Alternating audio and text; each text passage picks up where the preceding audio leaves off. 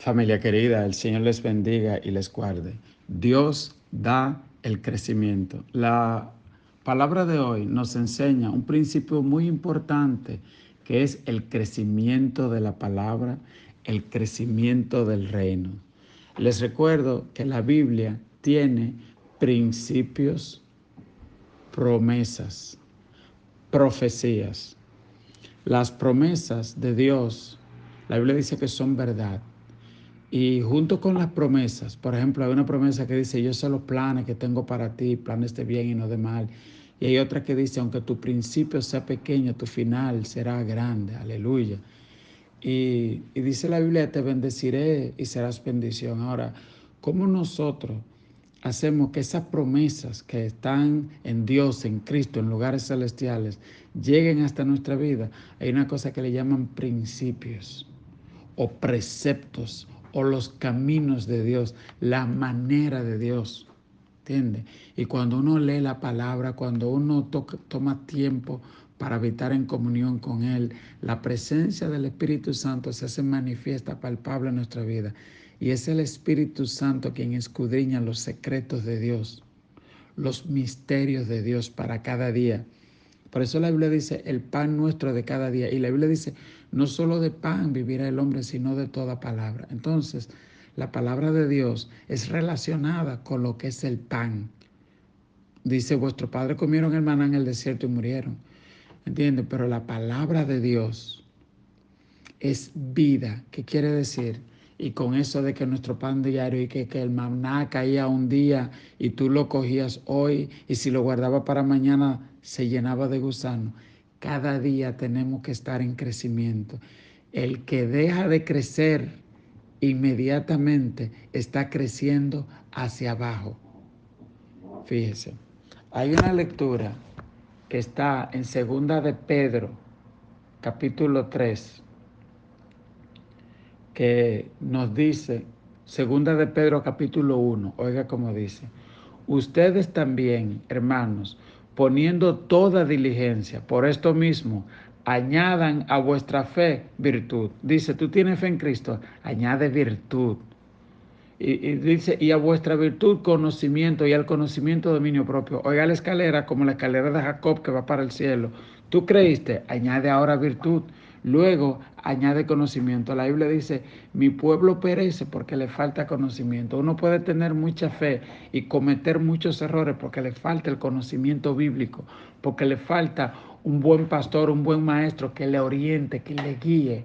Le falta la intimidad con el Espíritu Santo. Dice, mi pueblo perece porque le falta conocimiento. Y luego dice, y al conocimiento añádele dominio propio. La Biblia dice que una ciudad, un hombre sin dominio propio es como una ciudad sin muro.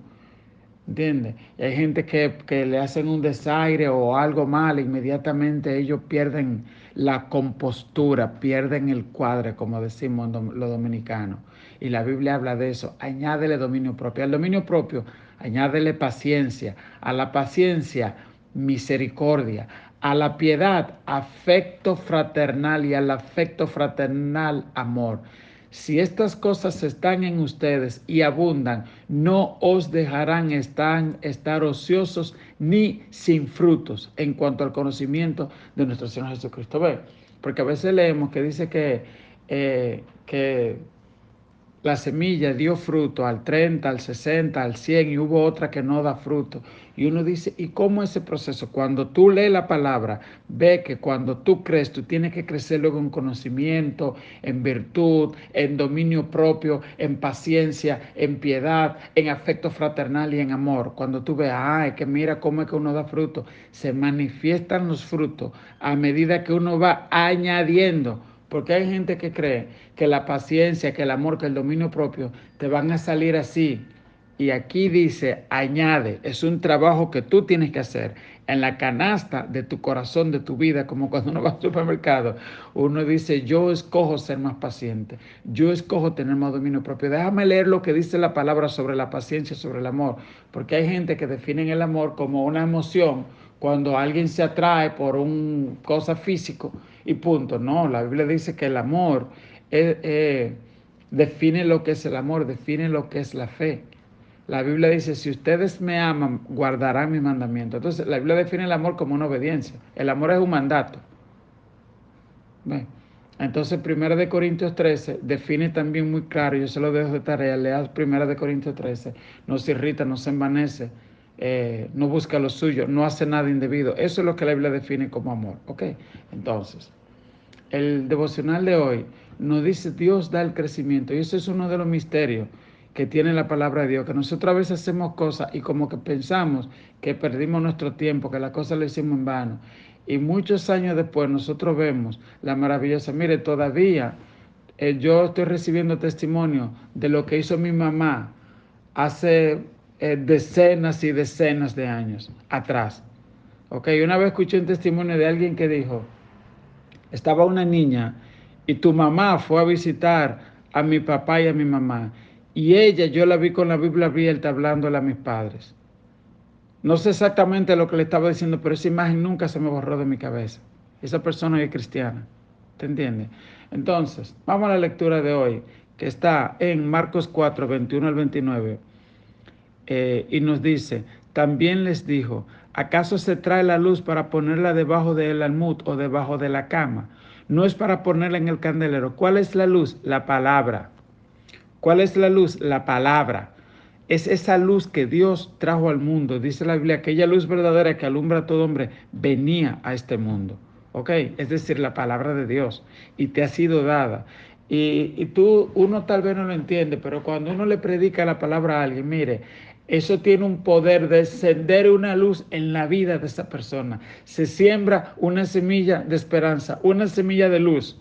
Y aunque tú veas que esa persona al principio te rechaza, lo que fuera, sembraste una semilla. En estos días yo le enseñaba a Mari que una persona me envió una foto de una Biblia que yo le regalé hace como 15 años. Esa persona es cristiana y mano derecha de una pastora de una iglesia grande de este país. Y ella me decía, ese día eh, inició un proceso de divorcio, esa semana había perdido a mi papá y otra cosa más me dijo, 3 cosas le pasaron y también esa semana tú me regalaste esa Biblia. Oiga eso, una Biblia regalada con una dedicación y todavía el día de hoy está dando gracias por eso.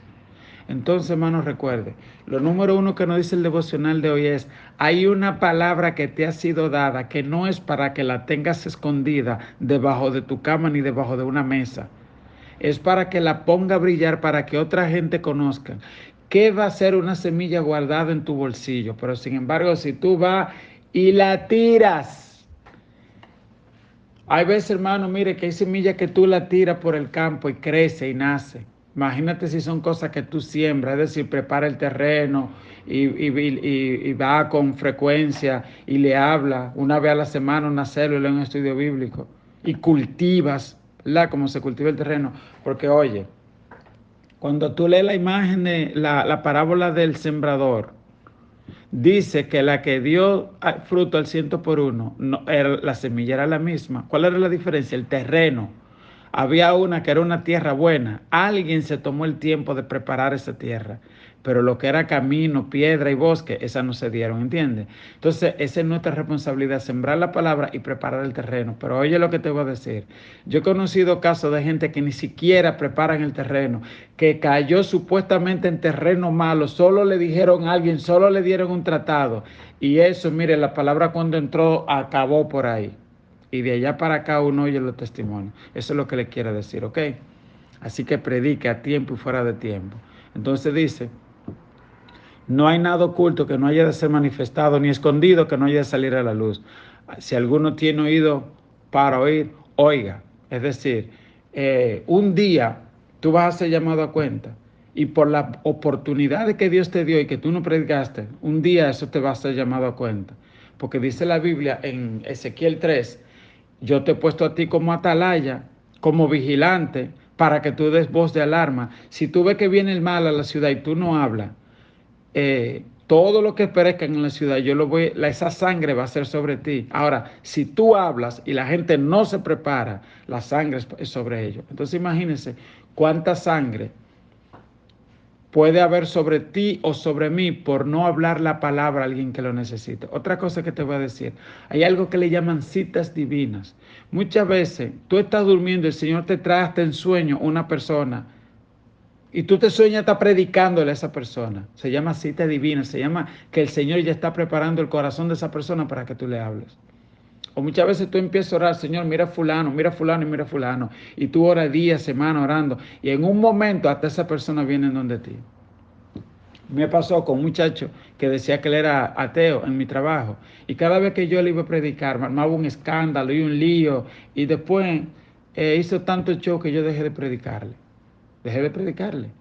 Y un día él se me acerca y me dice, mire, yo tengo que hablar contigo. Y como era tan conflictivo, yo le dije, está bien, y no le hice caso. Y después me dice, yo no te dije que tengo que hablar contigo. Fue que tuve un sueño raro. Y yo le dije, dime, ¿qué te soñaste? Que el mundo se estaba acabando y que hasta mi casa se estaba destruyendo y que yo salí corriendo y como que me vi volando y vi una casa por allá que no le pasaba nada. Y tenía unos niños jugando y yo cuando iba para la casa a refugiarme, era tu casa. Y los muchachitos eran tus hijos. Y cuando iba a entrar, no pude porque había un perro grande cuidando a tus hijos y tu casa. Yo le dije, bueno, ya tú sabes lo que pasó, ¿verdad? Yo no tengo que... Sí, no tienen que predicarme, ya yo sé lo que... Ok. ¿Te ves? Entonces él, hasta Dios le habló.